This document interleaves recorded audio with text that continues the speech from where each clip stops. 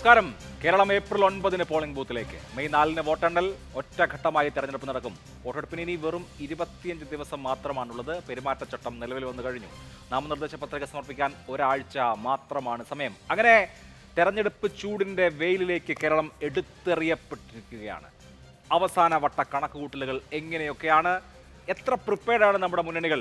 ആദ്യ ലാപ്പിൽ ആരാണ് മുമ്പിൽ? ചർച്ചയിൽ Shri M Liju, Congress, Shri K S Arunkumar, CPM, Shri VP Shri Padmanabhan, BJP എന്നിവർ, മറ്റ് പ്രമുഖരായ നേതാക്കൾ ഇടവേളകളിൽ ചർച്ചയിൽ പങ്കുചേരുകയും ചെയ്യും. ആദ്യം ശ്രീ അരുൺകുമാർ, 25 ദിവസമാണ് ഇനി ബാക്കിയുള്ളത്. CPM 5 ഇടത്തൊഴികെ ബാക്കിയുള്ളിടത്ത് സ്ഥാനാർത്ഥികളെ പ്രഖ്യാപിച്ചു കഴിഞ്ഞു. പക്ഷേ ഈ തെരഞ്ഞെടുപ്പ് പ്രചരണത്തിന് ഇത്രയും കുറച്ച് സമയം മതിയോ? ഏപ്രിൽ 3-ാം വാരം, ഒരുപക്ഷെ ഏപ്രിൽ 4-ാം വാരം എന്ന് കരുതിയെടുത്തതെന്ന് ഏപ്രിൽ 9-ാം തീയതി തെരഞ്ഞെടുപ്പ് നടക്കാണ് എന്ന് പറഞ്ഞാൽ ഇനി കണ്ണടച്ച് തുറക്കുന്നതിനിടയ്ക്ക് പോളിംഗ് ബൂത്തിലേക്ക് ജനങ്ങൾക്ക് പോകേണ്ടി വരികയാണ്. ക്യാമ്പയിന് മതിയായ സമയമുണ്ടോ? തെരഞ്ഞെടുപ്പ് പ്രവർത്തനം ഞങ്ങൾ നേരത്തെ തന്നെ ആരംഭിച്ചതാണ്. 3 മേഖലാ ജാഥകൾ കേരളത്തിൽ പര്യടനം നടത്തി. പ്രത്യേകിച്ച് CPM-ന്റെ സംസ്ഥാന സെക്രട്ടറി, CPI-യുടെ സംസ്ഥാന സെക്രട്ടറി, അതുപോലെ തന്നെ കേരള കോൺഗ്രസിൻ്റെ സംസ്ഥാന നേതാവ് ജോസ് കെ മാണി 3 പേരും നയിക്കുന്ന ജാഥകൾ പര്യടനം ആരംഭിച്ചതോടുകൂടി തന്നെ ഈ തെരഞ്ഞെടുപ്പ് കൈകാര്യം ചെയ്യുന്ന രാഷ്ട്രീയ വിഷയങ്ങളെക്കുറിച്ച് ഞങ്ങൾ കൃത്യമായിട്ട് ജനങ്ങളോട് സംവദിച്ചുകൊണ്ടുള്ള പ്രവർത്തനത്തിന് തുടക്കം കുറിച്ചതാണ്. ഓരോ ദിവസവും രാവിലെ വിവിധ മേഖലകളിലെ ആളുകളെ കാണുന്ന പരിപാടി, അവരോട് മുഖാമുഖം പരിപാടി, അതുപോലെ വികസന പ്രവർത്തനങ്ങൾ സന്ദർശിക്കൽ, അതുപോലെ നിരവധി പൊതുയോഗങ്ങളെല്ലാം നടത്തിയ മേഖലാ ജാഥ പൂർത്തീകരിച്ചതോടുകൂടി ബൂത്ത് കമ്മിറ്റികളുടെ പ്രവർത്തനത്തിൽ കേന്ദ്രീകരിച്ചു. ഇപ്പോൾ ബൂത്തുകളുടെ എണ്ണം കൂടി, അതുപോലെ പുതിയ വോട്ടർ പട്ടിക വന്നു, നിരവധി പുതിയ വോട്ടർമാർ വന്നു. അവരെ കേന്ദ്രീകരിച്ചുകൊണ്ടുള്ള പ്രവർത്തനങ്ങൾ ആരംഭിച്ചു. ഇപ്പോൾ ബൂത്ത് തല കൺവെൻഷനുകളും വിവിധ മണ്ഡലങ്ങളിൽ പൂർത്തീകരിച്ചുകൊണ്ടിരിക്കുകയാണ്. ഏതായാലും ഇന്ന് തെരഞ്ഞെടുപ്പ് പ്രഖ്യാപിച്ചു. നോമിനേഷൻ ഇനി വളരെ കുറച്ച് ദിവസമേ ഉള്ളൂ. തെരഞ്ഞെടുപ്പ് പ്രവർത്തനത്തിന് ഇവിടെ സൂചിപ്പിച്ചതുപോലെ ആകെ ഒരു 25 ദിവസമാണുള്ളത്. ഞങ്ങളെ സംബന്ധിച്ചിടത്തോളം 4 മണിക്കാണ് ഈ തെരഞ്ഞെടുപ്പ് കമ്മീഷൻ പ്രഖ്യാപിച്ചത്. 5 മണിക്ക് ഞങ്ങൾ മുഴുവൻ സ്ഥാനാർത്ഥികളെ, ഭൂരിഭാഗം സ്ഥാനാർത്ഥികളെയും പ്രഖ്യാപിച്ചു കഴിഞ്ഞിരിക്കുന്നു. 5:30 പ്രഖ്യാപിക്കപ്പെട്ട 100-ലധികം സ്ഥാനാർത്ഥികൾ റോഡ് ഷോയുമായി രംഗത്തിറങ്ങി ജനങ്ങളെ കണ്ടു. വലിയ സ്വീകരണം, വലിയ സ്വീകാര്യത ആ സ്ഥാനാർത്ഥികൾക്ക് ജനങ്ങൾക്കിടയിൽ കിട്ടുന്ന സാഹചര്യമുണ്ടായി. അപ്പോൾ തെരഞ്ഞെടുപ്പ് പ്രഖ്യാപിച്ച നിമിഷങ്ങൾക്കകം തന്നെ ഞങ്ങൾ ഫീൽഡിൽ ഇറങ്ങിയിരിക്കുകയാണ്. ഞങ്ങളെ സംബന്ധിച്ചിടത്തോളം മുൻപ് 99 സീറ്റാണ് കഴിഞ്ഞ തെരഞ്ഞെടുപ്പിൽ കിട്ടിയത്. പിന്നെ അത് 98ആയി മാറി. ആ 98 സീറ്റിൽ ഭൂരിഭാഗം സ്ഥാനാർത്ഥികളും കഴിഞ്ഞ തവണ മത്സരിച്ചവർ തന്നെയാണ്. കാരണം വിജയം തന്നെ പ്രാധാന്യം കൊടുത്തുകൊണ്ട്, വിജയസാധ്യത തന്നെ ഊന്നൽ കൊടുത്തുകൊണ്ട് ഞങ്ങൾ സ്ഥാനാർത്ഥിമാരെ പ്രഖ്യാപിച്ചത്. അതുകൊണ്ട് അവരുടെ വികസന പ്രവർത്തനങ്ങൾ ജനങ്ങളിലേക്ക് അവതരിപ്പിക്കാൻ പ്രത്യേകമായിട്ട് ഇനി ഒരു ഡേറ്റ് വേണ്ട. കാരണം ഓരോ വികസന പ്രവർത്തനങ്ങളും പൂർത്തീകരിച്ച് ജനങ്ങൾക്ക് സമർപ്പിച്ച് അതിന്റെ ഫീഡ്ബാക്ക് ഒക്കെ ജനങ്ങളിൽ നിന്ന് എടുത്ത് തന്നെയാണ് പോകുന്നത്. വളരെ കുറച്ചാണ് പുതുമുഖ സ്ഥാനാർത്ഥികൾ രംഗത്ത് വന്നിരിക്കുന്നത്. ഏതായാലും ഞങ്ങൾ ജനങ്ങൾക്കിടയിൽ തന്നെയാണ്. പറഞ്ഞ വാക്ക് കൃത്യമായി പാലിച്ചിട്ടുണ്ട്. ചെയ്യാൻ കഴിയുന്ന കാര്യങ്ങൾ മാത്രമാണ് പ്രകടന പത്രികയിൽ അന്ന് പ്രഖ്യാപിച്ചത്. അതിൽ ഭൂരിഭാഗവും നടപ്പാക്കി. അതുകൊണ്ട് വികസനം എന്തെന്നറിഞ്ഞ കഴിഞ്ഞ 10 വർഷം, സാമൂഹ്യക്ഷേമ പ്രവർത്തനങ്ങൾ എന്തെന്നറിഞ്ഞ കഴിഞ്ഞ 10 വർഷം, അതുപോലെ ഒരിക്കലും നടക്കില്ലെന്ന് വിചാരിച്ച് എഴുതിത്തള്ളിയ വികസന പ്രവർത്തനങ്ങളൊക്കെ പൂർത്തീകരിച്ച സ്ഥിതിക്ക് ഞങ്ങൾക്ക് ഈ ദിവസങ്ങളിൽ തന്നെ 3-ാം ഭരണ തുടർച്ചയിലേക്ക് പോകാൻ ഒരു ബുദ്ധിമുട്ടുമില്ല. വളരെ അനുകൂലമായിട്ടുള്ള സാഹചര്യത്തിൽ വളരെ ഹാപ്പി ആയിട്ട് തന്നെ ഞങ്ങൾ ഈ തെരഞ്ഞെടുപ്പ് പ്രവർത്തനത്തിന് ഇന്ന് തുടക്കം കുറിച്ചിരിക്കുകയാണ്. ശരി, വളരെ ഹാപ്പിയാണ്. പെട്ടെന്ന് തുടങ്ങിക്കഴിഞ്ഞു എന്ന് CPM പറയുമ്പോൾ ശ്രീ VP ശ്രീ പത്മനാഭൻ, നോക്കൂ, ഈ 23-ാം തീയതി എന്ന് പറഞ്ഞാൽ അടുത്ത ആഴ്ച നാമനിർദ്ദേശ പത്രിക സമർപ്പിക്കാനുള്ള അവസാനത്തെ ദിവസമാണ്. BJP-യുടെ സ്ഥാനാർത്ഥികളായിട്ടില്ല, NDA-യുടെ സ്ഥാനാർത്ഥികളായിട്ടില്ല എന്ന് മാത്രമല്ല, ചില സീറ്റുകളിൽ ഏത് പാർട്ടി മത്സരിക്കണം എന്ന് പോലും തീരുമാനിച്ചിട്ടില്ല. BDJS എവിടെ മത്സരിക്കണം, 2020 എവിടെ മത്സരിക്കണം എന്നതൊക്കെ സംബന്ധിച്ച് തർക്കം നടന്നുകൊണ്ടിരിക്കുകയാണ്, അല്ലെങ്കിൽ ചർച്ച നടന്നുകൊണ്ടിരിക്കുകയാണ്. നേതൃത്വം ഡൽഹിക്ക് വിളിപ്പിച്ചിട്ടേ ഉള്ളൂ. അപ്പോൾ 23-ാം തീയതിക്കുള്ളിൽ സ്ഥാനാർത്ഥികളെ പൂർണ്ണമായും നിശ്ചയിക്കുക തന്നെ ശ്രമകരമായി മാറുമോ?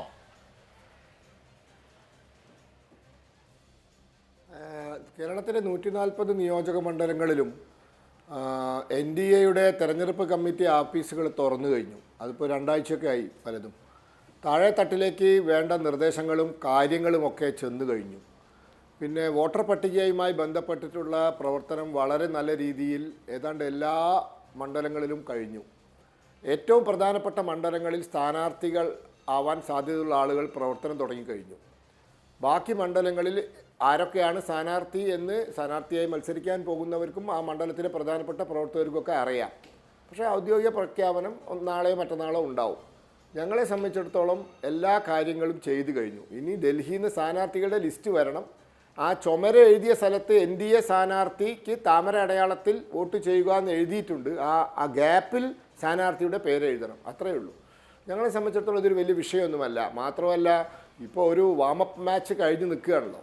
ഈ 2025 ഡിസംബർ മാസത്തിൽ ഇവിടെ സെമി ഫൈനൽ കഴിഞ്ഞിട്ടല്ലേ ഉള്ളൂ.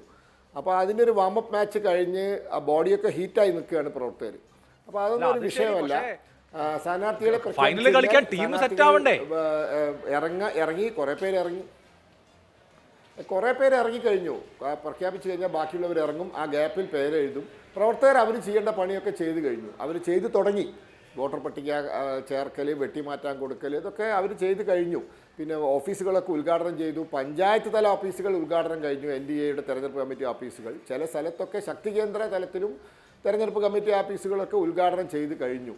അപ്പോൾ ഞങ്ങളെ സംബന്ധിച്ചിടത്തോളം ഇനി നാളെ മറ്റന്നാളോ പ്രഖ്യാപിച്ചു കഴിഞ്ഞാൽ സ്ഥാനാർത്ഥി ഫീൽഡിലേക്ക് ഇറങ്ങും. അത്രയേ ഉള്ളൂ. ചെറിയ കാര്യമേ ഉള്ളൂ. ഞങ്ങൾക്കിതൊന്നൊരു വിഷയമല്ല. അതിൻ്റെ സംഘടനാ സംവിധാനം ഞങ്ങൾക്കുണ്ട്. ഞങ്ങൾ കേന്ദ്രം ഭരിക്കുന്ന പാർട്ടിയാണ്. മറ്റു പല സൗകര്യങ്ങളുമുണ്ട്. ഒരു തെരഞ്ഞെടുപ്പ് നടത്താൻ ഞങ്ങൾക്ക് പ്രത്യേകിച്ച് ബുദ്ധിമുട്ടൊന്നും ഇന്ന് കേരളത്തിലില്ല. ഏത് സമയത്തും ഒരു തെരഞ്ഞെടുപ്പ് നേരിടാനുള്ള സംഘടനാ സംവിധാനവും മറ്റ് സൗകര്യങ്ങളും എല്ലാമുള്ള ഒരു സംവിധാനമാണ് ദേശീയ ജനാധിപത്യ സഖ്യം. അപ്പോൾ എല്ലാം സെറ്റാണെന്നാണ് NDAയുടെ പക്ഷം. എം ലിജു കോൺഗ്രസിന് വേണ്ടി. ശ്രീ എം ലിജു, കഴിഞ്ഞ ഉപതെരഞ്ഞെടുപ്പുകളിലൊക്കെ ഉടനെ തന്നെ സ്ഥാനാർത്ഥികളെ പ്രഖ്യാപിക്കാൻ കഴിഞ്ഞു എന്നുള്ളതായിരുന്നു ഏറ്റവും പ്രധാനപ്പെട്ട അഡ്വാൻറ്റേജ് ആയിട്ട് കോൺഗ്രസും UDF-ഉം എടുത്തു പറഞ്ഞത്. നിയമസഭാ തെരഞ്ഞെടുപ്പിന്റെ കാര്യം എടുക്കൂ. പുതുയുഗ യാത്രയുടെ തുടക്കത്തിൽ, മധ്യത്തിൽ, അവസാനം ഒക്കെ സ്ഥാനാർത്ഥികളുടെ ആദ്യ ലിസ്റ്റ് വരും എന്ന് പറഞ്ഞിട്ട് പുതുയുഗ യാത്ര കഴിഞ്ഞു. തെരഞ്ഞെടുപ്പ് പ്രഖ്യാപിച്ചു. തെരഞ്ഞെടുപ്പ് പ്രഖ്യാപിച്ച ഉടനെ CPM-ഉം CPI-യും അവരുടെ സ്ഥാനാർത്ഥികളെ പ്രഖ്യാപിച്ചു. UDF-ന്റെ സ്ഥാനാർത്ഥികളായിട്ടില്ല. ചില ഘടകകക്ഷിയുമായിട്ടുള്ള ചർച്ച പൂർത്തിയായിട്ട് പോലുമില്ല. ഇനിയിപ്പോൾ ആകെപ്പാടെ 7 ദിവസമാണ് നോമിനേഷൻ കൊടുക്കാൻ ബാക്കിയുള്ളത്. പഴയ രീതിയിലേക്ക് കോൺഗ്രസ് വരികയാണോ, അതോ പെട്ടെന്ന് തന്നെ നാളെയോ മറ്റന്നാളോ മുഴുവൻ സ്ഥാനാർത്ഥികളെയും പ്രഖ്യാപിക്കാൻ കഴിയുമോ?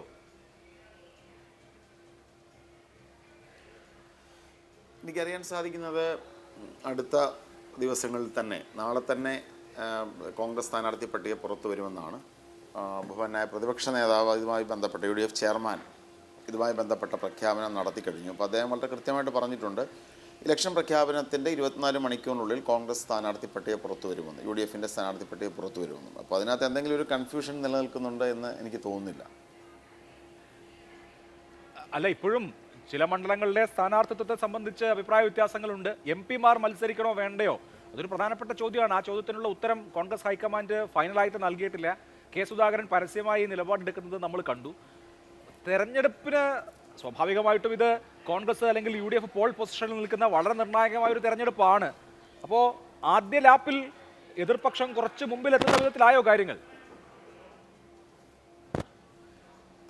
ഒരിക്കലുമില്ല. നമ്മൾ സ്ഥാനാർത്ഥി പ്രഖ്യാപനം ഇപ്പോൾ എന്ന് ഇലക്ഷൻ നടക്കുമെന്നതിനെക്കുറിച്ച് ഒരു ധാരണ ഉണ്ടായിരുന്നില്ലല്ലോ. അപ്പോൾ എല്ലാ പാർട്ടികളെ സംബന്ധിച്ചും എത്ര ദിവസമാണ് തെരഞ്ഞെടുപ്പ് പ്രചരണം വേണ്ടി വരുന്നത്, അപ്പോൾ അതിനെയൊക്കെ ആശ്രയിച്ചാണ് സ്ഥാനാർത്ഥി പ്രഖ്യാപനം നടത്തേണ്ടത്.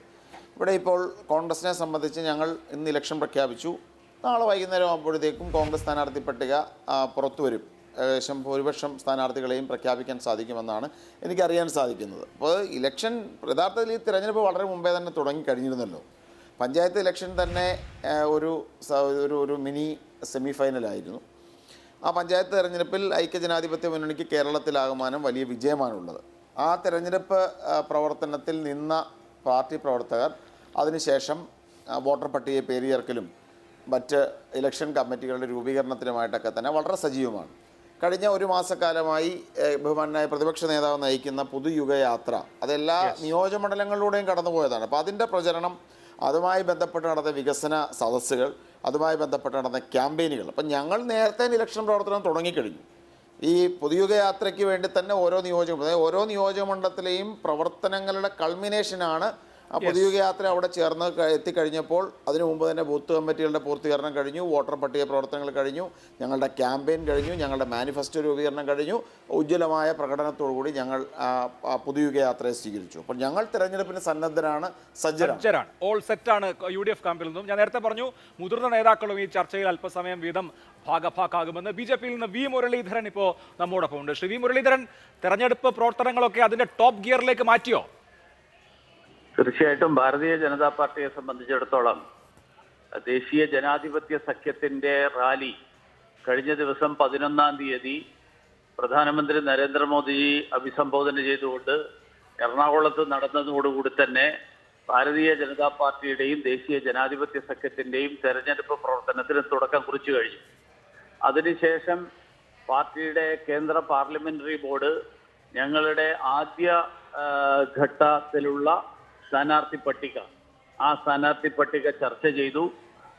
അതിന്റെ വിശദാംശങ്ങളും ബാക്കിയുള്ള പ്രഖ്യാപനവും മിക്കവാറും നാളെ ഉണ്ടാവുമെന്നാണ് ഞാൻ പ്രതീക്ഷിക്കുന്നത്.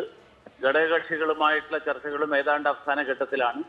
അതുകൊണ്ട് തെരഞ്ഞെടുപ്പ് ഇന്ന് പ്രഖ്യാപിച്ച സാഹചര്യത്തിൽ നാളെയോ മറ്റന്നാൾ രാവിലെയെങ്കിലുമോ എല്ലാ സ്ഥാനാർത്ഥികളെയും സംബന്ധിച്ചിട്ടുള്ള ഒരു പ്രഖ്യാപനം ഉണ്ടാവും എന്നുള്ളതാണ് ഭാരതീയ ജനതാ പാർട്ടിയുടെയും ദേശീയ ജനാധിപത്യ സഖ്യത്തിന്റെയും സ്ഥിതി.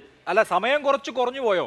ഇനി അടുത്ത ആഴ്ചയിൽ നമുക്ക് നോമിനേഷന്റെ ലാസ്റ്റ് ഡേറ്റ് ആണ്. ഇത് മാത്രമല്ല, ആകെ 25 ദിവസം സമയം എല്ലാ തെരഞ്ഞെടുപ്പിലും സമയത്തിന്റെ കാര്യം കറക്റ്റാണ്. അതായത് 7 ദിവസം സ്ഥാനാർത്ഥി നോമിനേഷന്, 2 ദിവസം അത് പിൻവലിക്കാൻ, അല്ല അതിനു മുമ്പ് 1 ദിവസം സൂക്ഷ്മ പരിശോധന, അത് കഴിഞ്ഞ് 14 ദിവസം പ്രചരണത്തിൽ ഉൾപ്പെടെ. അത് നിശ്ചയിക്കപ്പെട്ടിട്ടുള്ള സമയമാണ്.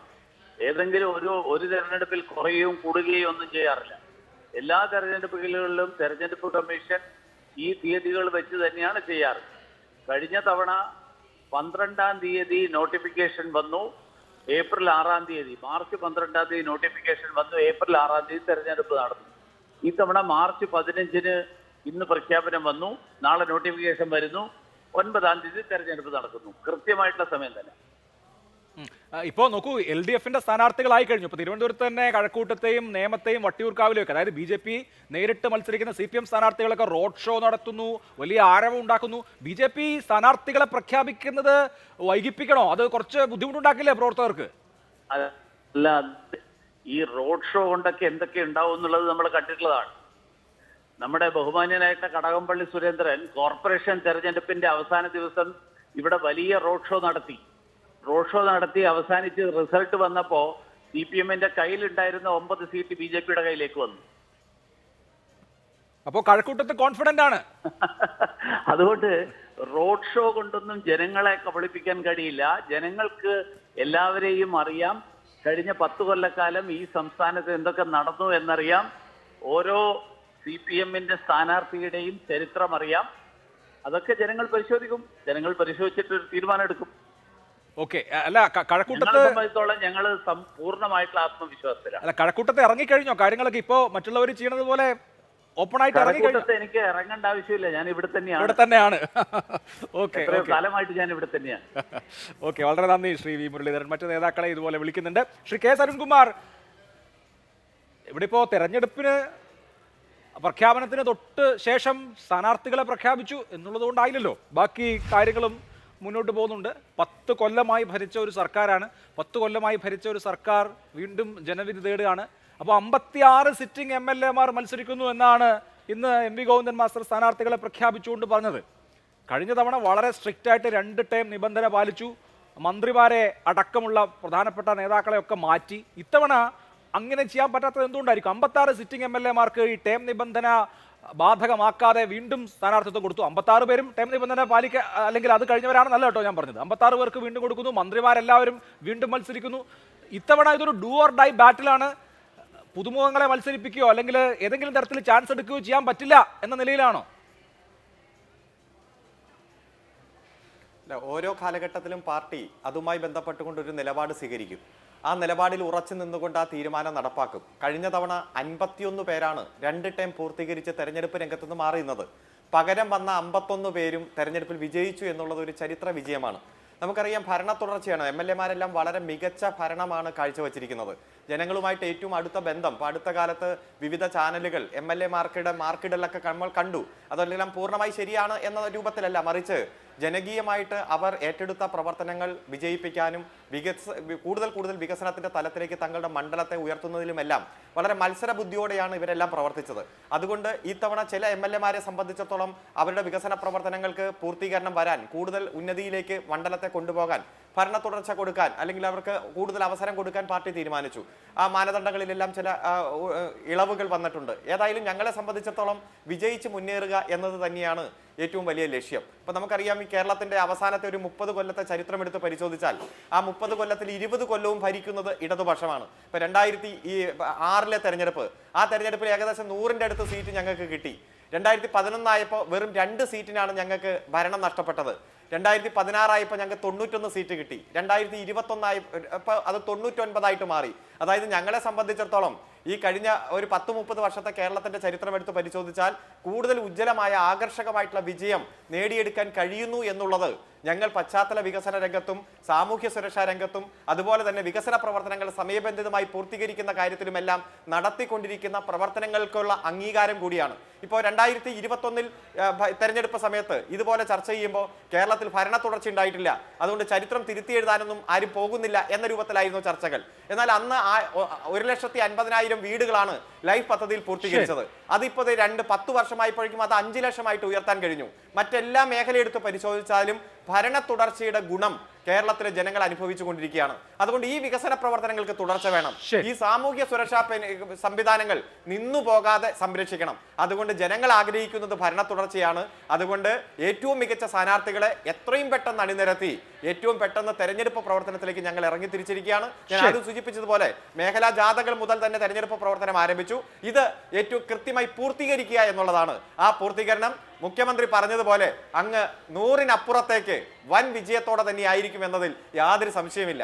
ശരി, ശ്രീ എം ലിജു, ഒരു ഫീൽ ഗുഡ് ഫാക്ടർ LDF-ന് അനുഗുണമായിട്ടുണ്ടോ? ഇപ്പൊ നോക്കൂ, വലിയ തോതിലുള്ള പബ്ലിക് റിലേഷൻസ് ക്യാമ്പയിൻ നടന്നു. സാധാരണ നിലയ്ക്ക് അവസാന വർഷം നടക്കുന്നതാണ്. അത് കുറച്ചുകൂടി ഔട്ട് ഓഫ് ദി ബോക്സ് ആയി. ഇപ്പോൾ സീരിയൽ എടുത്താൽ, അല്ലെങ്കിൽ റിയാലിറ്റി ഷോ എടുത്താൽ, പത്രങ്ങൾ എടുത്താൽ, ഒരുപാട് പരസ്യങ്ങൾ, സർക്കാരിൻ്റെ നേട്ടം തുടങ്ങിയ കാര്യങ്ങളൊക്കെ ഹൈലൈറ്റ് ചെയ്ത് നിൽക്കുകയാണ്.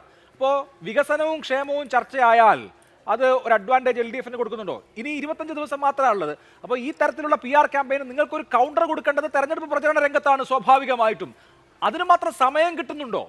ആ ഫീൽ ഗുഡ് ഫാക്ടർ നിലനിൽക്കില്ലേ കുറച്ചു നാൾ കൂടി?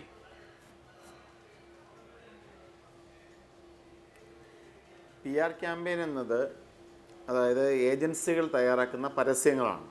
പക്ഷെ ജനങ്ങൾക്ക് സംബന്ധിച്ച് ഇവരുടെ ഈ ഭരണം നേരിട്ട് അനുഭവവേദ്യമായിക്കൊണ്ടിരിക്കുന്നതാണ്. ഇത് രണ്ടും തമ്മിൽ വ്യത്യാസമുണ്ട്. കഴിഞ്ഞ പഞ്ചായത്ത് തെരഞ്ഞെടുപ്പിന് മുമ്പാകെയും ഇതേപോലെയുള്ള വലിയ പരസ്യ പ്രചരണങ്ങളുണ്ടായിരുന്നു. എന്ത് സംഭവിച്ചത് കേരളത്തിൽ സമ്പൂർണ്ണമായ കേരളത്തിൻ്റെ ചരിത്രത്തിലെ ഏറ്റവും വലിയ വിജയമാണ് ഐക്യജനാധിപത്യ മുന്നണിക്ക് പഞ്ചായത്ത് തെരഞ്ഞെടുപ്പിലുണ്ടായത്. അതിൻ്റെ കാരണം എന്താണെന്ന് പറഞ്ഞാലും പരസ്യം, അതായത് സപ്ലൈകോയിലൂടെ എല്ലാ കാര്യങ്ങളും പിന്നെ വില നിലവാരം പിടിച്ചു നിർത്തി. പരസ്യം എന്ന് പറഞ്ഞാൽ അതാണ്, വിലക്കയറ്റം പിടിച്ചു നിർത്തി. പക്ഷേ ജനങ്ങളെ സംബന്ധിച്ച് എന്താണ് അനുഭവിക്കുന്നത്? അവർ ആ കാര്യം അനുഭവിച്ചുകൊണ്ടിരിക്കുകയാണ്. സാമൂഹ്യ സുരക്ഷാ പെൻഷനുകളുടെ കാര്യം പറയുമ്പോൾ ക്ഷേമനിധി പെൻഷനുകളുടെ 18 മാസത്തോളം കെട്ടിട നിർമ്മാണ തൊഴിലാളി പെൻഷൻ ഉൾപ്പെടെ കുടിശ്ശികയാവുന്ന സാഹചര്യം നിലനിൽക്കുന്നു. പുനർഗേഹം പദ്ധതിയിലൂടെ തീരപ്രദേശത്ത് ഭവന നിർമ്മാണം നടപ്പിലാക്കി എന്ന് പറഞ്ഞുകൊണ്ടിരിക്കുമ്പോൾ ഏറ്റവും പ്രധാനപ്പെട്ട തീരപ്രദേശങ്ങളിൽ കരിമണൽ ഖനന ഉൾപ്പെടെ നടന്നുകൊണ്ടിരിക്കുന്നു. മുൻകാലങ്ങളുണ്ടായിരുന്ന തീരദേശ ഭവന നിർമ്മാണ പദ്ധതി ഇല്ലാതെയാക്കി. ആളുകൾ തീരം വിട്ട് ഒഴിയാൻ ആഗ്രഹിക്കാത്തടുത്താണ് കേവലം 10 ലക്ഷം രൂപ കൊടുത്ത് അവരോട് ഒഴിപ്പാകാൻ ആഗ്രഹിക്കുന്നത്. അപ്പോൾ 2000-ൽ പരം കോടി രൂപ അതിനുവേണ്ടി മാറ്റിവെക്കുന്നു എന്ന് പറയുമ്പോൾ തീരം വിട്ടൊഴിയാൻ ആഗ്രഹിക്കാത്ത മനുഷ്യരെ സംബന്ധിച്ച് ഒരു പ്രശ്നമായി നിൽക്കുന്നു. ഉദാഹരണങ്ങൾ ഞാൻ പറഞ്ഞതാണ്. അപ്പോൾ ഇവരെന്ത് എത്ര പരസ്യം നൽകിയെന്ന് പറഞ്ഞാലും ജനങ്ങളെ സംബന്ധിച്ച് അവർ അനുഭവിക്കുന്നത് ഈ ഭരണത്തിൻ്റെ ബുദ്ധിമുട്ടുകളാണ്.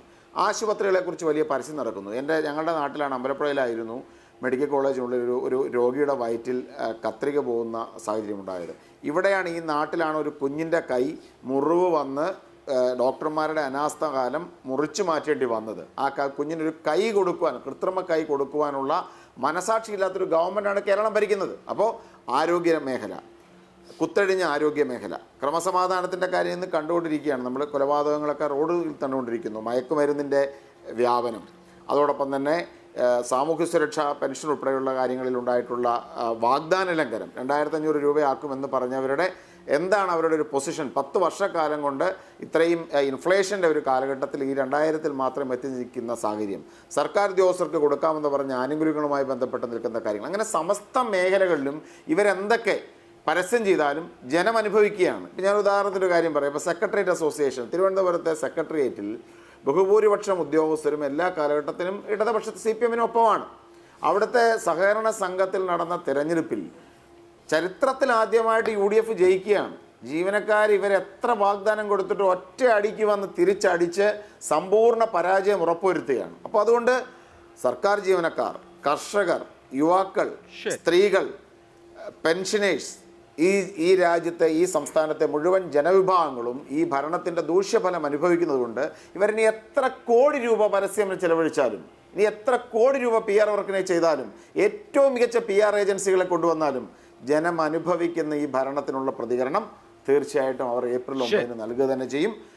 ഈ 26 ദിവസം കഴിഞ്ഞാൽ തീർച്ചയായും കേരളത്തിൽ ഐക്യജനാധിപത്യ മുന്നണിയുടെ ഒരു ഭരണത്തിലേക്കാണ് സംസ്ഥാനം പോകുന്ന കാര്യത്തിൽ ഞങ്ങൾക്ക് സംശയമൊന്നും തന്നെയില്ല. ശരി, ശ്രീ VP ശ്രീപത്മനാഭൻ, നിയമസഭാ തെരഞ്ഞെടുപ്പാവുമ്പോൾ എപ്പോഴും കേരളത്തിലൊരു ബൈപോളാർ കോൺടെസ്റ്റ് അല്ലേ നടക്കുക? LDF വേഴ്സസ് UDF എന്നുള്ള നിലയിൽ ഭരണത്തെ അനുകൂലിക്കുന്നവർ LDF-നും ഭരണവിരുദ്ധ വോട്ടുകൾ UDF-നും കോൺസെൻട്രേറ്റ് ചെയ്യുകയും നിങ്ങളുടെ ഉറച്ച പൊളിറ്റിക്കൽ വോട്ടുകൾ നിങ്ങൾക്ക് കിട്ടുകയല്ലേ ചെയ്യുക. ഇപ്പോൾ നോക്കൂ, 2019 വളരെ മികച്ച പ്രകടനം ലോക്സഭാ തെരഞ്ഞെടുപ്പിൽ കാഴ്ചവെച്ചു, 30 ലക്ഷത്തിലധികം വോട്ട് നേടി. പക്ഷേ അത് നിയമസഭാ തെരഞ്ഞെടുപ്പിൽ റിപ്പീറ്റ് ചെയ്യാൻ കഴിഞ്ഞില്ല. ഇപ്പോൾ ഈ കഴിഞ്ഞ ലോക്സഭാ തെരഞ്ഞെടുപ്പിലും അതുപോലെ തന്നെ തദ്ദേശ തെരഞ്ഞെടുപ്പിലും മികച്ച രീതിയിൽ, മെച്ചപ്പെട്ട രീതിയിൽ, മുൻകാലങ്ങളെ അപേക്ഷിച്ച് മെച്ചപ്പെട്ട രീതിയിൽ BJP പെർഫോം ചെയ്തു. പക്ഷേ നിയമസഭയിലേക്ക് പോകുമ്പോൾ അതുണ്ടാവുമോ?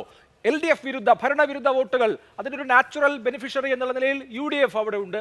ഭരണാനുകൂല വോട്ടുകൾ അല്ലെങ്കിൽ UDF വിരുദ്ധ വോട്ടുകൾ അതിൻ്റെ ഒരു ബെനിഫിഷ്യറി എന്നുള്ള നിലയിൽ LDF ഉണ്ട്. ഇത് ബൈപോളറായി പോകുമ്പോൾ വലിയ നഷ്ടം ഉണ്ടാവില്ലേ നിങ്ങൾക്ക്?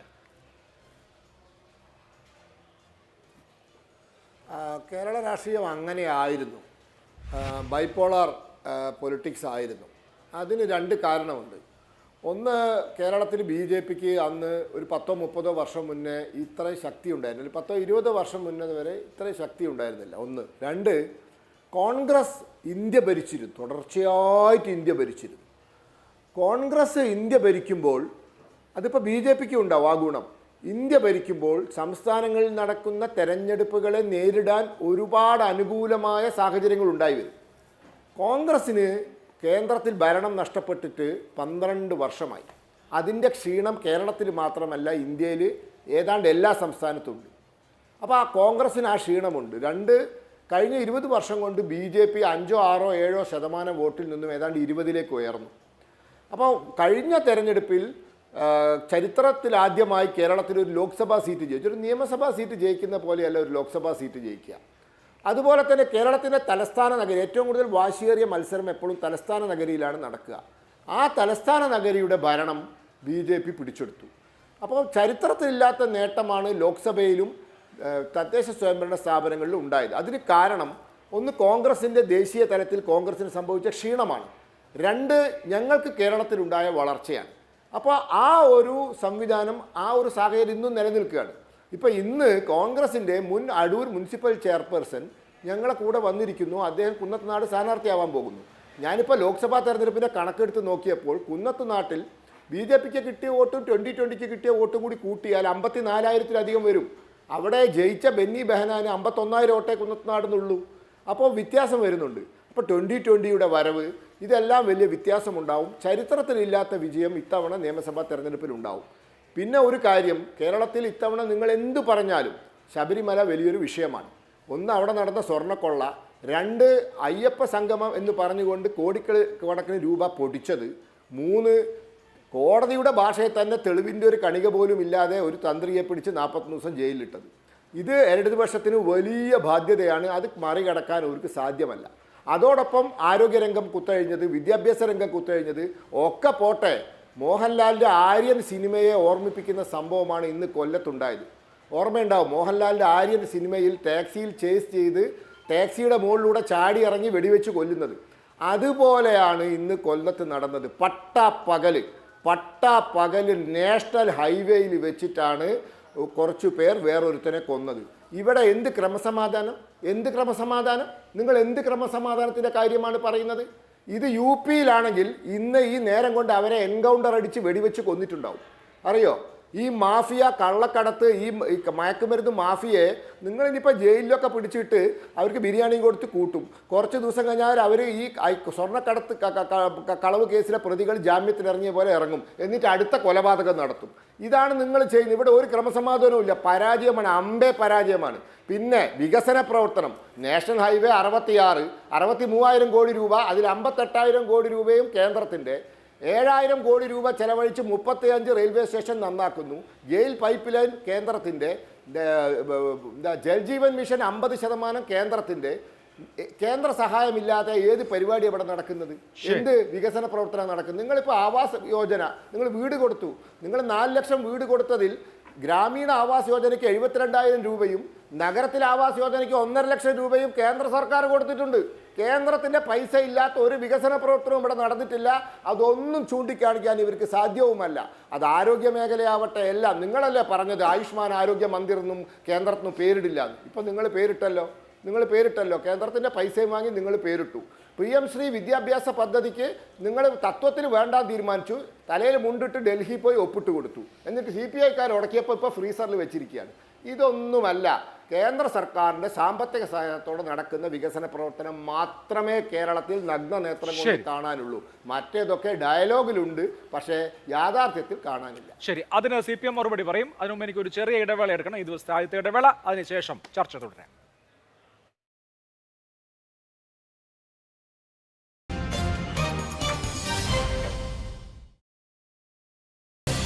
തെരഞ്ഞെടുപ്പ് പ്രഖ്യാപിക്കപ്പെട്ട ദിവസമാണിന്ന്. തെരഞ്ഞെടുപ്പ് പ്രഖ്യാപിച്ച രാത്രിയിൽ ആരാണ് ആദ്യ ലാപ്പിൽ മുന്നിൽ എന്ന് ചോദിക്കുമ്പോൾ ഷെയർകുമാർ, ഇവിടെ ഇപ്പോൾ BJP ചൂണ്ടിക്കാണിച്ച ചില കാര്യങ്ങൾ, സർക്കാരിന്റെ പ്രവർത്തനവുമായി ബന്ധപ്പെട്ട് ആഭ്യന്തര വകുപ്പ് മുതൽ ആരോഗ്യ വകുപ്പ് വരെ പരാജയമാണെന്ന് പ്രതിപക്ഷം പറയുന്നു. ഒപ്പം കേന്ദ്രത്തിന്റെ പണമില്ലാത്ത, കേന്ദ്രത്തിന്റെ മുദ്രയില്ലാത്ത എന്ത് പദ്ധതി, എന്ത് ക്ഷേമ പദ്ധതി നിങ്ങൾ നടപ്പാക്കിയെന്ന ചോദ്യമുണ്ട്. അപ്പൊ ഇതൊക്കെ എങ്ങനെ ജനങ്ങളെ ബോധിപ്പിച്ചാണ് വോട്ട് വാങ്ങിക്കുക?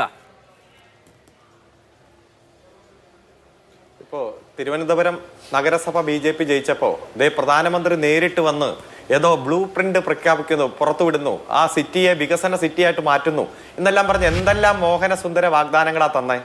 ഏതെങ്കിലും ഒരു പ്രഖ്യാപനം തിരുവനന്തപുരത്തെ നഗരസഭയുമായി ബന്ധപ്പെട്ടുണ്ട്, കോർപ്പറേഷനുമായി ബന്ധപ്പെട്ടുണ്ട് നടത്തിയോ? BJP കുറെ പുളു അടിച്ചു എന്നല്ലാതെ അതൊക്കെ ജനങ്ങൾക്ക് കൃത്യമായിട്ട് ബോധ്യമുണ്ട്. ഇപ്പൊ തൃശ്ശൂർ ഒരു ലോക്സഭാ മണ്ഡലം അവർ ജയിച്ചു. പിന്നെ നടന്ന തദ്ദേശ സ്വയംഭരണ തെരഞ്ഞെടുപ്പിൽ അവരുടെ വോട്ട് എങ്ങോട്ട് പോയി? അപ്പോ BJP-യെ സംബന്ധിച്ചിടത്തോളം കേരളത്തിലെ ജനങ്ങളെ ഭിന്നിക്കാൻ വേണ്ടി മാത്രമേ അവർക്ക് പ്രവർത്തിക്കാൻ കഴിയൂ. ഞാൻ ചോദിക്കട്ടെ, ഈ കേരളത്തിൽ നിന്ന് 100 രൂപ പിരിച്ചു കൊണ്ടുപോകുമ്പോൾ, കേന്ദ്രം നികുതിയായിട്ട് കൊണ്ടുപോകുമ്പോൾ കേരളത്തിന് തിരിച്ചു തരുന്ന 26 രൂപയാണ്. ബാക്കി 74 രൂപയും കേന്ദ്രം കൈവശം വയ്ക്കുക. കേന്ദ്രാവിഷ്കൃത പദ്ധതികൾക്ക് കേന്ദ്രം പണം തരുന്നതുമായി ബന്ധപ്പെട്ടുകൊണ്ട് അത് BJP-യുടെ അഖിലേന്ത്യാ കമ്മിറ്റി ഓഫീസിൽ നിന്നോ സംസ്ഥാന കമ്മിറ്റി ഓഫീസിൽ നിന്നോ അല്ല തരുന്നത്. അത് കേരളത്തിലെ ജനങ്ങൾക്ക് അർഹതപ്പെട്ടതാണ്. ഇവിടെ 6 ലക്ഷവും 7 ലക്ഷവും രൂപ കൊടുത്ത് വീട് പണിയുമ്പോൾ അതിൽ ഞങ്ങൾ 72,000 രൂപ ചില ആളുകൾക്ക് കൊടുത്തു എന്നൊക്കെ പറയുമ്പോൾ ഇതൊക്കെ ജനങ്ങൾക്ക് കൃത്യമായിട്ട് അറിയാം. 5 ലക്ഷം വീട് ഒരു ദിവസം 133 പേർക്ക് വീട് കൊടുക്കുന്നു, ഒരു ദിവസം 120 പേർക്ക് പട്ടയം കൊടുക്കുന്നു, ഒരു ദിവസം 87 പേർക്ക് സർക്കാർ നിയമനം കൊടുക്കുന്നു. മാനവ വിഭവ സൂചികയിലും സുസ്ഥിര വികസന സൂചികയിലും നിങ്ങൾ തന്നെയാണ് ഈ കേരളത്തിന്റെ മന്ത്രിമാരെ ഡൽഹിക്ക് വിളിച്ചു കൊണ്ടുപോയി നിരന്തരമായിട്ടുള്ള അവാർഡ് തരുന്നത്. അതുപോലെ തന്നെ ആരോഗ്യ മേഖലയിലെ നേട്ടങ്ങൾ അമേരിക്കയെ വരെ പിന്നിലാക്കി ശിശുമരണ നിരക്കിൽ കേരളം കുതിക്കുമ്പോഴും നിങ്ങൾ കേന്ദ്ര ഗവൺമെന്റ് തന്നെയാണ് കേരളത്തിന് അവാർഡ് നൽകുന്നത്. ഒറ്റ കാര്യം, ഇന്ത്യയുടെ പാർലമെന്റിൽ ബജറ്റ് അവതരിപ്പിക്കുന്നതിന്റെ തലേ ദിവസം ബഹുമാനപ്പെട്ട നിർമ്മല സീതാരാമൻ സാമ്പത്തിക അവലോകന റിപ്പോർട്ട് മേശപ്പുറത്ത് വെച്ചു. അതിദാരിദ്ര്യം നിർമ്മാർജ്ജനം ചെയ്ത ഏക സംസ്ഥാനം എന്ന രൂപത്തിൽ എത്ര തവണയാണ് ഈ കേരളത്തെക്കുറിച്ച് പരാമർശിച്ചത്? പിറ്റേ ദിവസം ബജറ്റിൽ 1 രൂപ തന്നില്ലെങ്കിലും ചൂരൽമല മുണ്ടക്കൈയിൽ വന്ന കുട്ടിയെ എടുത്ത് ഉമ്മ വെച്ച് റീല് നിർമ്മിച്ച് തിരിച്ചുപോയി നയാ പൈസ തന്നില്ലെങ്കിലും ഞങ്ങൾ അവിടെ ആ വീട് നഷ്ടപ്പെട്ടവരെ ഹൃദയത്തോട് ചേർത്ത് പിടിച്ച് 410 വീട് നിർമ്മിച്ച് അവർക്ക് കൈമാറിക്കൊണ്ടിരിക്കുന്നു. 178 കൈമാറി, ഇനി ബാക്കിയുള്ളത് പണി പൂർത്തീകരിച്ചു കൊണ്ടിരിക്കുന്നു.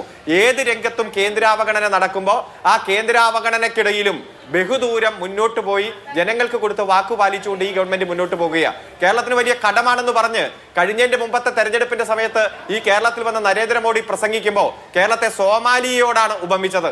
കഴിഞ്ഞ തെരഞ്ഞെടുപ്പിൽ കേരളത്തെ ശ്രീലങ്കയോടാണ് ഉപമിച്ചത്. എന്നാൽ ഇന്ത്യയിൽ ഏറ്റവും കടമുള്ള 18 സംസ്ഥാനങ്ങളുടെ പട്ടികയിൽ ഇപ്പോൾ കേരളം ഇല്ല എന്നും സാമ്പത്തികമായി കേരളം സ്വയം പര്യാപ്തത കൈവരിച്ചു എന്നും ബഹുദൂരം മുന്നിൽ പോയി എന്നും നിർമ്മല സീതാരാമൻ വരെ ഇന്ത്യയുടെ പാർലമെന്റിലടക്കം പ്രസംഗിക്കുന്നത് നമ്മൾ കാണുകയാണ്. അതുകൊണ്ട് BJP എത്ര നുണ പ്രചരിപ്പിച്ചാലും, BJP എത്ര ഘടകകക്ഷികളെ കൂട്ടിയാലും, 2020-യുടെ വോട്ട് കണ്ടുകൊണ്ട് അഹങ്കാരം കൊണ്ടാലും ആ 2020-യുടെ അവസ്ഥയൊക്കെ ഇപ്പോൾ കുന്നത്തുനാട് നിയോജക മണ്ഡലത്തിൽ ഒരു വോട്ടർ എന്ന രൂപത്തിൽ എനിക്കറിയാം. അതുകൊണ്ട് അതൊക്കെ നമുക്ക് ചർച്ച ചെയ്യാം. മറ്റൊരു കാര്യം ഇവിടെ സൂചിപ്പിച്ചു, പഞ്ചായത്ത് തെരഞ്ഞെടുപ്പിൽ വലിയ വിജയം ഉണ്ടായി, അത് ആവർത്തിക്കുമെന്നാണ് ബഹുമാനപ്പെട്ട കോൺഗ്രസിന്റെ സുഹൃത്ത് പറഞ്ഞത്. 1.5 വർഷം മുമ്പ് ലോക്സഭാ തെരഞ്ഞെടുപ്പ് നടന്നത്. 140 നിയമസഭാ മണ്ഡലത്തിൽ 110 നിയമസഭാ മണ്ഡലങ്ങളിൽ ഈ കേരളത്തിൽ കോൺഗ്രസ് ലീഡ് ചെയ്തതാ. അത് പഞ്ചായത്ത് തെരഞ്ഞെടുപ്പിന്റെ ജില്ലാ പഞ്ചായത്തിന്റെ പൊളിറ്റിക്കൽ വോട്ട് വന്നപ്പോൾ 81 ആയിട്ടാ ചുരുങ്ങിയേ. ഞങ്ങൾക്ക് 19 നിയമസഭാ മണ്ഡലത്തിലെ ലോക്സഭാ തെരഞ്ഞെടുപ്പ് സമയത്ത് ലീഡ് ഉണ്ടായിരുന്നുള്ളൂ. ഞങ്ങളത് 57 ആയിട്ട് ഉയർന്നു. ഈ കേരളത്തിൽ 10,000 വോട്ടിന്റെ വ്യത്യാസത്തിൽ 39 മണ്ഡലങ്ങളുണ്ട്. 5,000 വോട്ടിന്റെ വ്യത്യാസത്തിൽ 20 മണ്ഡലങ്ങളുണ്ട്. ഞങ്ങളുടെ MLA-മാർ നടത്തിയ മികച്ച വികസന പ്രവർത്തനങ്ങൾ, അതുകൊണ്ട് തന്നെ ഞങ്ങൾക്ക് ഏറ്റവും ആകർഷകമായിട്ടുള്ള വിജയം നേടിയെടുക്കാൻ കഴിയും. ഈ വികസന പ്രവർത്തനങ്ങൾക്ക് തുടർച്ചയായിട്ട് തന്നെ മുന്നോട്ട് പോകാൻ കഴിയും എന്നതിൽ യാതൊരു സംശയമില്ല. ഒരിക്കലും പൂർത്തീകരിക്കില്ല എന്ന് പറഞ്ഞ വികസന പ്രവർത്തനങ്ങൾ പൂർത്തീകരിച്ചു. ഇപ്പൊ ദേശീയപാതയുടെ കണക്ക്, പണത്തിന്റെ കണക്കൊക്കെ BJP-യുടെ പ്രതിനിധി പറഞ്ഞല്ലോ. എന്തുകൊണ്ടാണ് നിങ്ങൾ PWD മിനിസ്റ്ററെ ആ ചടങ്ങിൽ നിന്ന് ഒഴിവാക്കിയത്? അതുപോലെ തന്നെ എത്ര ഗൗരവത്തോടെ കേരളം അത് ചർച്ച നടത്തി. ഈ 2 റീച്ചുകളുടെ ഉദ്ഘാടനം നടക്കുമ്പോഴും കേരളം 5,580 കോടി രൂപ സംസ്ഥാന ഖജനാവിൽ നിന്ന് എടുത്ത് തന്നില്ല എന്നിരുന്നാൽ ഈ ദേശീയപാത 2014 ഉപേക്ഷിച്ചു പോയത് തിരിച്ചു വരുമായിരുന്നോ?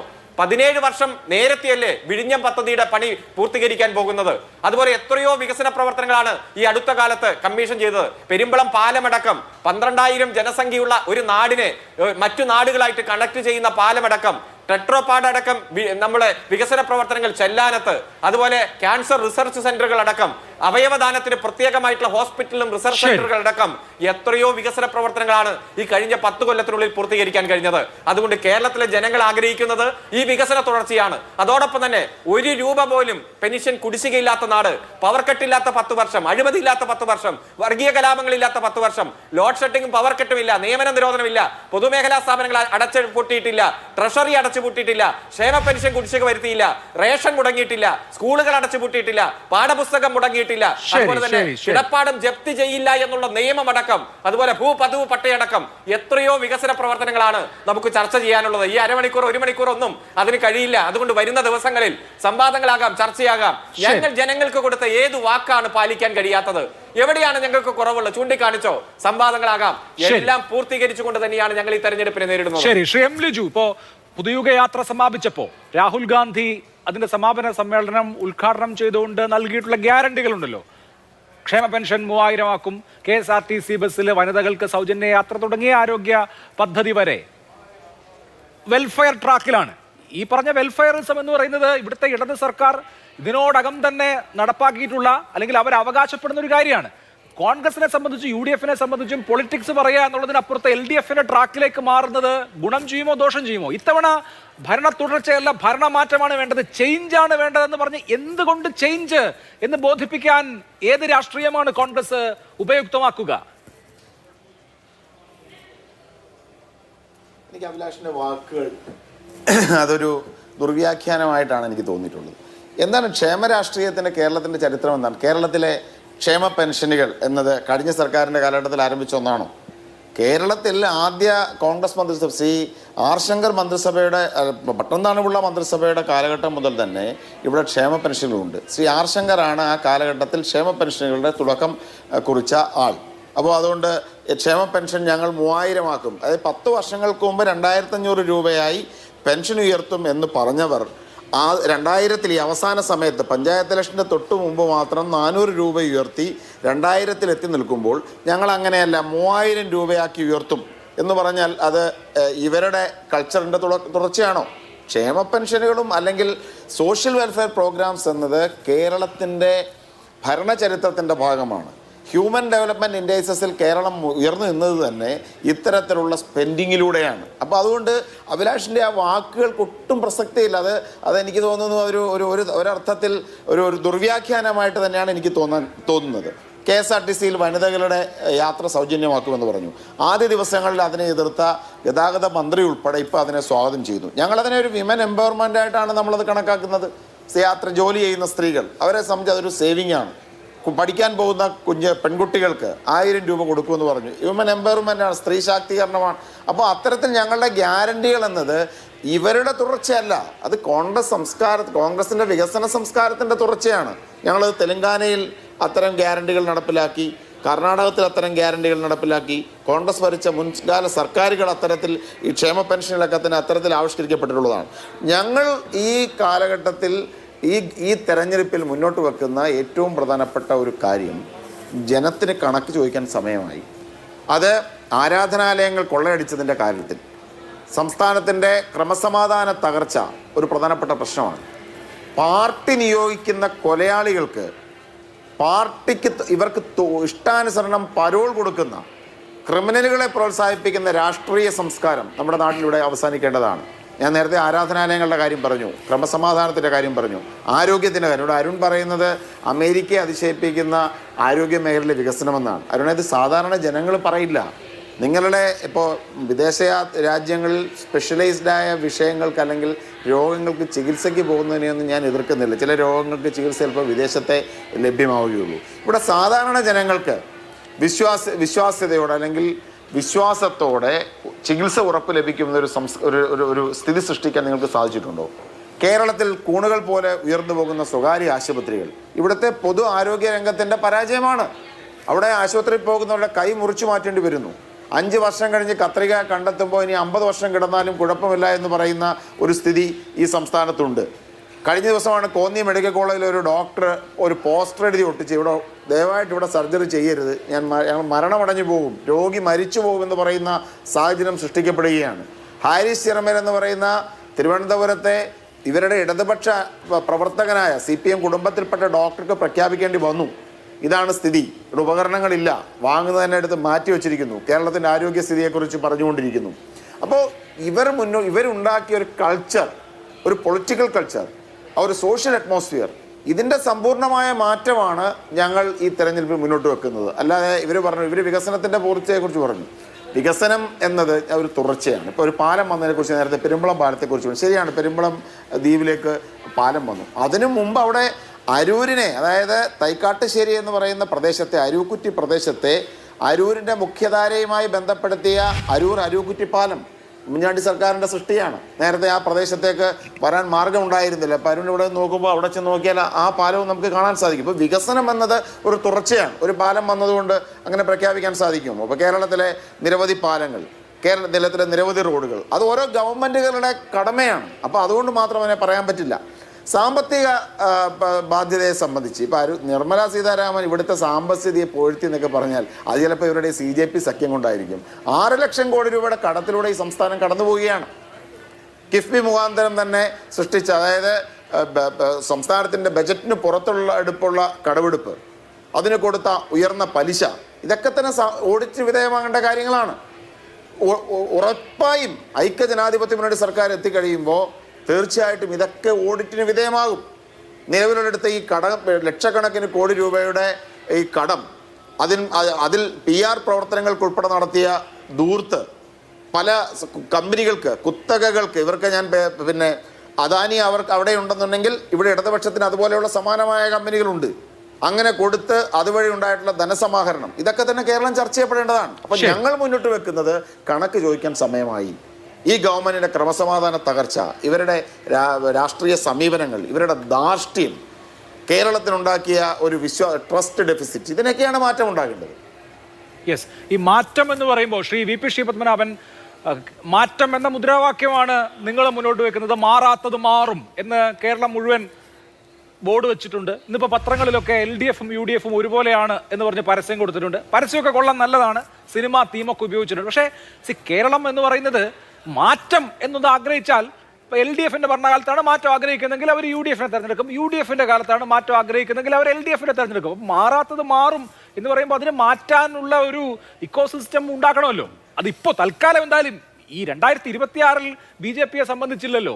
ശക്തമായ ഭരണവിരുദ്ധ വികാരം ഉണ്ടെങ്കിൽ നിങ്ങൾ കുറെ കൂടി വോട്ട് പിടിച്ചാൽ അത് രണ്ടായിട്ട് എന്ന് പറഞ്ഞാൽ നേരെ പകുതിയായിട്ട് സ്പ്ലിറ്റ് ആയില്ലെങ്കിലും ഒരു പരിധിവരെ സ്പ്ലിറ്റ് ആയി പോവില്ലേ? അങ്ങനെ LDF ജയിക്കാനുള്ള സാധ്യത ഉണ്ടോ ശ്രീ പത്മനാഭൻ?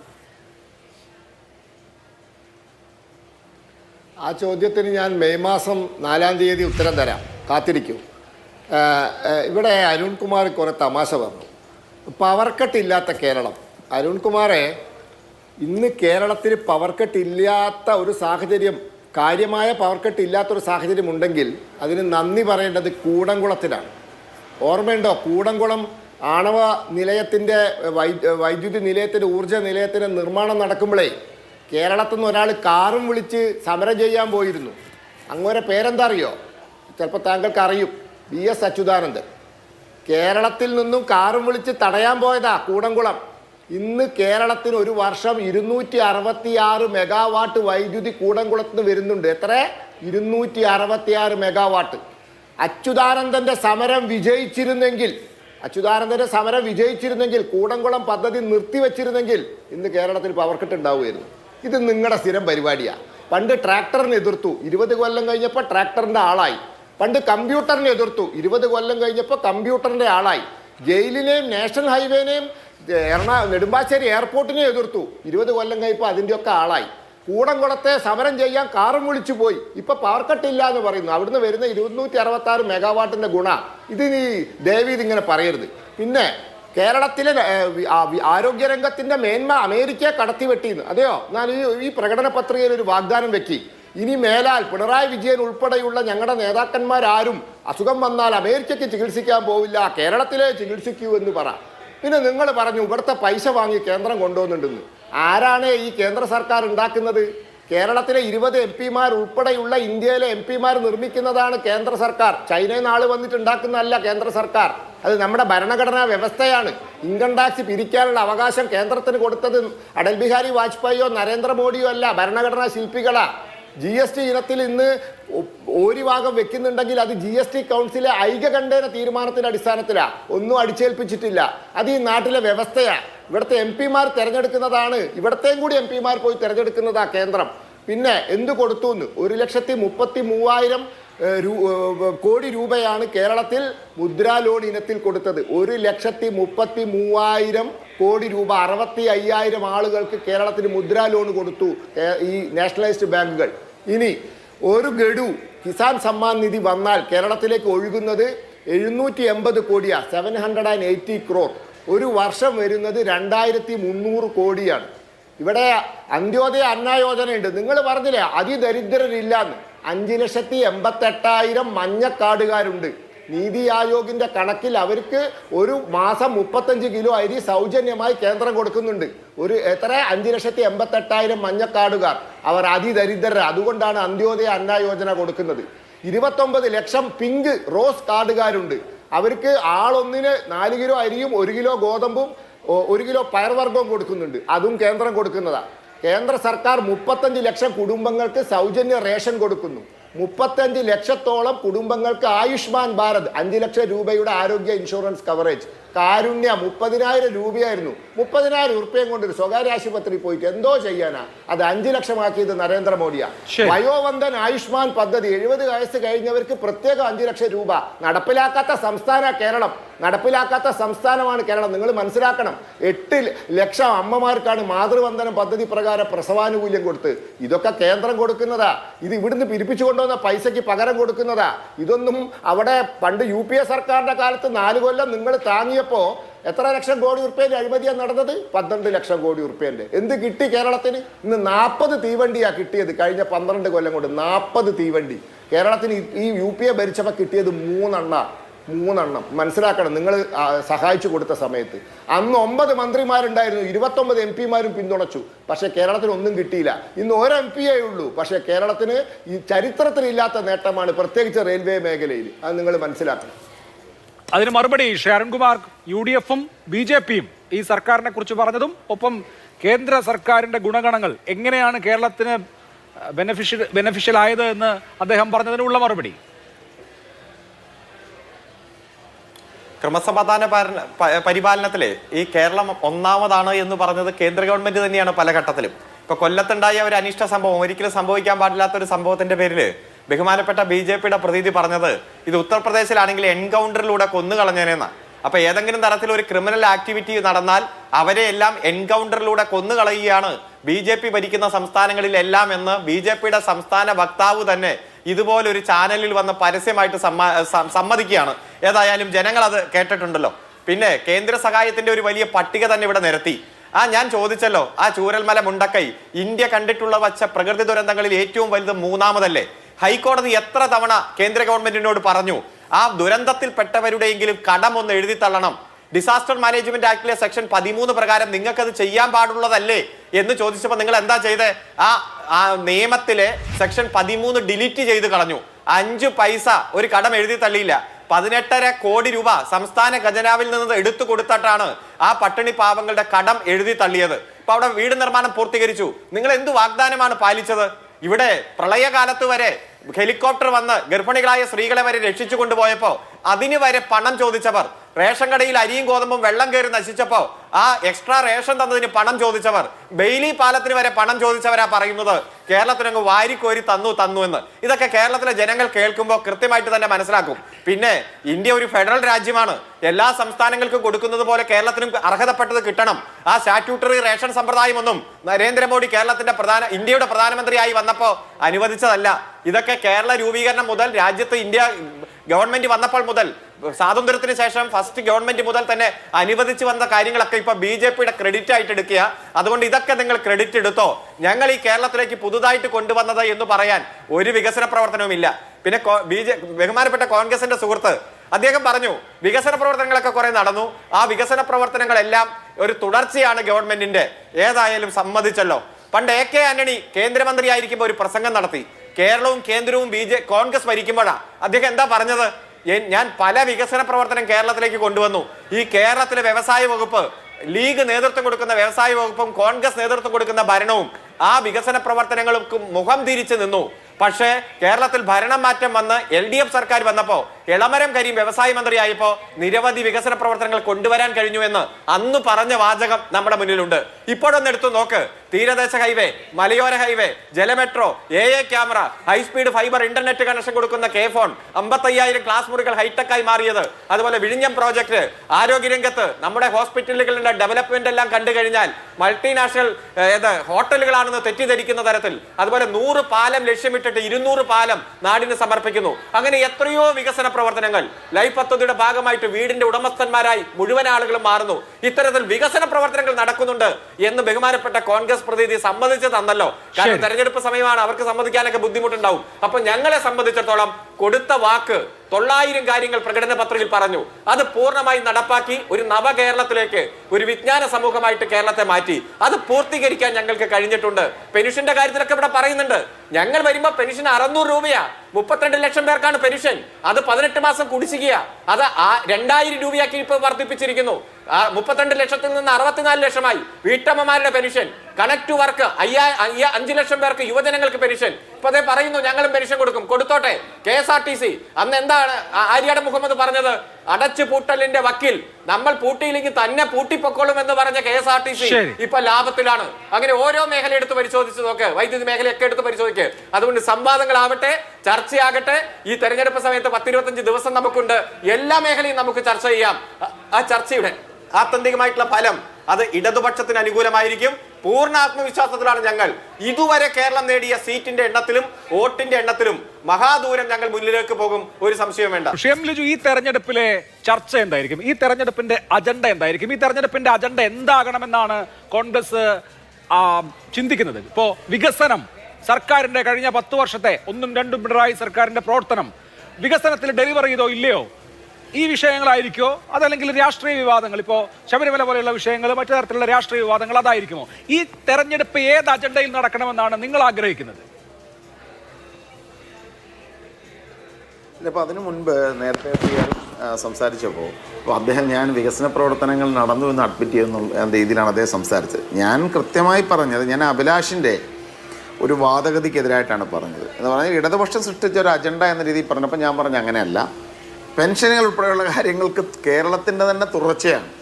അപ്പോൾ അതിൻ്റെ ഒരു തുടർച്ചയെ ഒരു വികസന നേട്ടമായി പറയുന്നതിനർത്ഥമല്ല ഇവരുദ്ദേശിച്ച ടാർഗറ്റ് അച്ചീവ് ചെയ്യാൻ അവർക്ക് സാധിച്ചില്ല എന്നൊരു പോയിൻ്റാണ് ഞാൻ വളരെ കൃത്യമായി പറഞ്ഞത്. അരുണതിനെ ഒടിക്കുക എന്നത് അദ്ദേഹത്തിൻ്റെ രാഷ്ട്രീയ ദൗത്യമായതുകൊണ്ട് ഞാൻ അതിനെക്കുറിച്ച് കൂടുതൽ പറയുന്നില്ല. ഞങ്ങൾ മുന്നോട്ട് വെക്കുന്ന കേരളം എന്നത് നേരത്തെ പറഞ്ഞ യുവാക്കൾക്ക് ഉൾപ്പെടെ അഭയം നൽകുന്ന, എംപ്ലോയ്മെൻറ്റ് ജനറേഷനുള്ള, തൊഴിൽ ആളുകൾക്ക് ഉറപ്പുവരുത്തുന്ന, ലോക നിലവാരത്തിലുള്ള ആരോഗ്യ സംവിധാനം ഉറപ്പുവരുത്തുന്ന, ലോക നിലവാരത്തിലുള്ള ഉന്നത വിദ്യാഭ്യാസവും വിദ്യാഭ്യാസ മേഖലയിലെ മാറ്റങ്ങളും ഉറപ്പു നൽകുന്ന, കൂടുതൽ സുരക്ഷിതമായ ഒരു കേരളത്തെയാണ് ഞങ്ങൾ മുന്നോട്ട് വെക്കുന്നത്. അപ്പോൾ അതുകൊണ്ട് ഓരോ മേഖലയിൽ ഇവരുടെ പരാജയങ്ങളെ വിജയങ്ങളാക്കി മാറ്റുക എന്നുള്ളതാണ് ഞങ്ങൾ ലക്ഷ്യം വെക്കുന്നത്. അപ്പോൾ അതുകൊണ്ട് മാറ്റം ഒരു പ്രധാനപ്പെട്ട ഘടകമാണ്.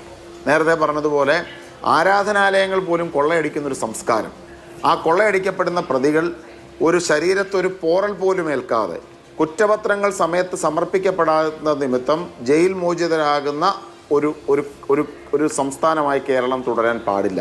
നേരത്തെ പറഞ്ഞതുപോലെ ആരോഗ്യരംഗത്ത് സാധാരണക്കാരൻ്റെ ഞങ്ങൾ 25 ലക്ഷം രൂപയുടെ ആരോഗ്യ ഇൻഷുറൻസ് പദ്ധതി പ്രഖ്യാപിച്ചതിൻ്റെ ഏറ്റവും പ്രധാനപ്പെട്ട ഒരു കാര്യം തന്നെ ക്വാളിറ്റി ഹെൽത്ത് കെയർ ഉറപ്പുവരുത്തുക എന്നുള്ളതാണ്.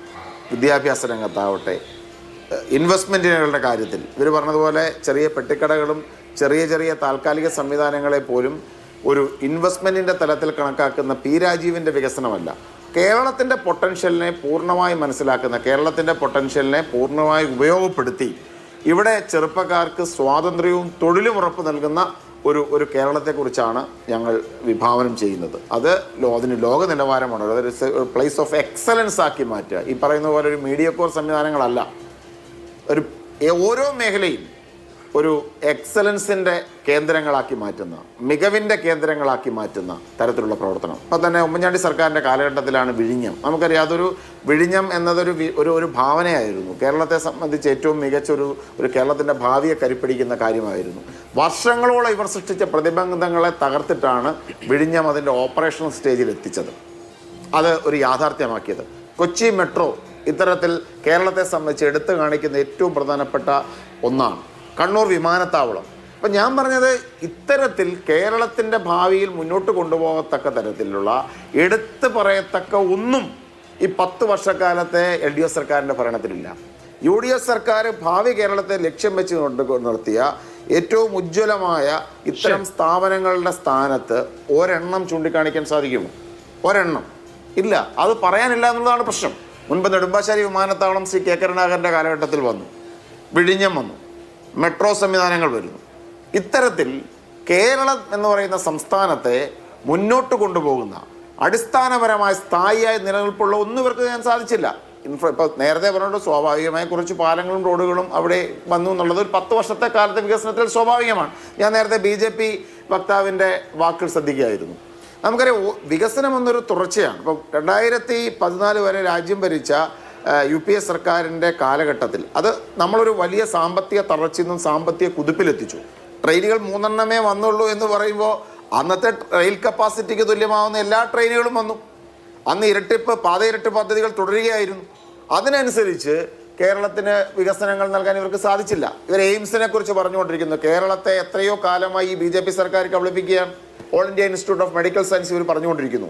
AK ആന്റണി കേരളത്തിൽ കേന്ദ്ര പ്രതിരോധ മന്ത്രിയായ സമയത്താണ് ബ്രഹ്മോസ് യൂണിറ്റ് വന്നത്, എഴിമല നാവിക അക്കാദമി വന്നു, കൊച്ചിൻ ഷിപ്പ്യാർഡിൻ്റെ ഉൾപ്പെടെ വൻ നവീകരണങ്ങൾ, കൊച്ചിൻ ഷിപ്പ്യാർഡ് ഉൾപ്പെടെയുള്ള കാര്യങ്ങൾ. എന്താണ് ഇത്തരത്തിൽ കേരളത്തിൽ BJP സർക്കാർ കോൺട്രിബ്യൂട്ട് ചെയ്ത് ഒന്നിനെക്കുറിച്ച് പറയാൻ സാധിക്കുമോ? ഇവർക്കൊന്നും പറയാനില്ല. രാജ്യത്ത് ഡോക്ടർ മൻമോഹൻ സിംഗിൻ്റെ കാലഘട്ടത്തിലുണ്ടായ വൻ സാമ്പത്തിക വികസനത്തിൻ്റെ തുടർച്ചയായി ഉണ്ടാകുമ്പോൾ അതുണ്ടാക്കിയ വൻ സാമ്പത്തിക വളർച്ചയുടെ അർഹമായ പ്രാതിനിധ്യം കേരളത്തിന് ലഭിക്കുന്നില്ല. ഇവർക്ക് കേരളത്തിൽ എന്തെങ്കിലും കാതലായ എന്തെങ്കിലും ഒന്ന് കൊടുത്തു എന്ന് ഈ BJP സർക്കാരിന് പറയാൻ സാധിക്കും? ഒരെണ്ണം നേരത്തെ പറഞ്ഞതുപോലെ എഴിമല നാവി അക്കാദമിയുടെ, ഷിപ്പ്യാർഡിൻ്റെ, ഇതുപോലെയുള്ള VSSയും തുമ്പയും ഒക്കെ നൽകുന്ന ഇത്തരം സ്ഥാപനങ്ങളെ പോലെ ഏതെങ്കിലും ഒന്ന് കേരളത്തിനോട് കേൾക്കാൻ സാധിച്ചോ? ഇല്ല. അതാണ് യാഥാർത്ഥ്യം. നമുക്ക് അവസാനിപ്പിക്കാനുള്ള സമയം. ശ്രീ പത്മനാഭൻ, അങ്ങനെ നമ്മൾ ഈ കടലാമ മുട്ട സംരക്ഷിക്കുന്ന ഏർപ്പാടല്ലാതെ ദൃഷ്ടിഗോചരമായ കണ്ണുകൊണ്ട് കാണാൻ കഴിയുന്ന എന്തെങ്കിലും കേരളത്തിന് നൽകിയിട്ടുണ്ടോ BJP എന്ന ചോദ്യത്തിന് താങ്കളുടെ ഒരു ഉത്തരത്തോടുകൂടി നമുക്ക് അവസാനിപ്പിക്കാം. അല്ല, അതിന് പാലക്കാട് കഞ്ചിക്കോട്ട് വരെ പോയാൽ മതി. പണ്ട് കോച്ച് ഫാക്ടറി കൊണ്ടുവരുമ്പോൾ നിങ്ങൾ നാട്ടുകാരെ പറ്റിച്ച സ്ഥലത്ത് ഞങ്ങൾ IIT കൊണ്ടുവന്നിട്ടുണ്ട്. കേരളത്തിന് IIT കൊണ്ടുവന്ന് 2015 നരേന്ദ്രമോദിയാ. നിങ്ങള് ജമാഅത്ത് ഇസ്ലാമിനെ അപകടകരമായ അവസ്ഥയിലേക്കാണ് നിങ്ങൾ കേരളത്തിൽ കൊണ്ടുപോകുന്നത് കേട്ടോ. നിങ്ങളെ കൊണ്ടുപോകുന്നത് അത്യന്തം അപകടകരമായ അവസ്ഥയിലാണ്. അന്താരാഷ്ട്ര ലോകത്തെ മുഴുവൻ ഇസ്ലാമിയെ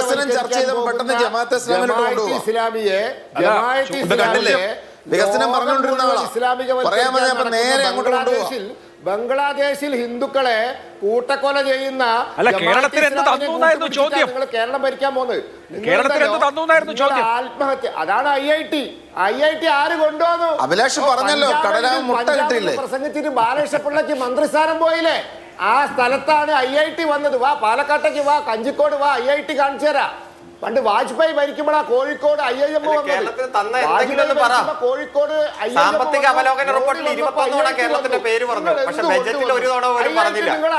IIT കടലാമയ്ക്ക് കൊടുത്തതിന്റെ പരിഗണനയെങ്കിലും മനുഷ്യന് കൊടുക്കുക. അയ്യോ, IIT നിങ്ങളാ കൊണ്ടുവന്ന് ആണോ കടലാമയ്ക്ക് കൊടുത്തതിന്റെ പരിഗണനയെങ്കിലും മനുഷ്യന് കൊടുക്കുക. കൂട്ടുപിടിക്കാൻ പോകുന്ന കോൺഗ്രസ്സുകാരാ നിങ്ങളാ? കേരളം ഇന്ത്യയിൽ തന്നെയാണല്ലോ. IIT കൊണ്ടുവരാൻ പോകുന്നത് അല്ല, നിങ്ങളാണോ IIT കൊണ്ടുവന്ന്? ശരി. മാർക്സിസ്റ്റുകാരാ. നിങ്ങൾ തെരുവ് നായ്ക്കളെ പിടിക്കാത്തത് കൊണ്ടാ തിരുവനന്തപുരത്ത് തോറ്റുപോയത്. തെരുവ് കേരളം ഇന്ത്യയിൽ തന്നെയല്ലേ? എത്ര വികസന പ്രവർത്തനമായി ഈ വാഗ്ദാനം നൽകി പോകണോ? ശരി നിങ്ങൾക്ക് തെരുവ് നായ്ക്കളെ പിടിക്കാനായില്ലല്ലോ, അതുകൊണ്ടല്ലേ തോറ്റു. അര മിനിറ്റ് പെട്ടെന്ന് പറഞ്ഞോ. ഈ ബഹുമാനപ്പെട്ട കോൺഗ്രസിന്റെ പ്രതിനിധിയും BJPയുടെ പ്രതിനിധിയും ശബരിമല കോട്ട് ചെയ്തു.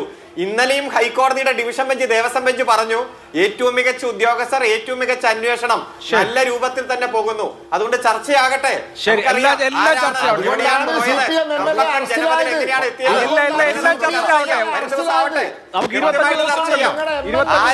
ഇരുപത്തഞ്ച് ദിവസം ഉണ്ടല്ലോ, നമുക്ക് എല്ലാം ചർച്ച ചെയ്യാം. വളരെ നന്ദി 3 പേർക്കും. സൂപ്പർ പ്രൈം ടൈം അവസാനിച്ചു. നമസ്കാരം.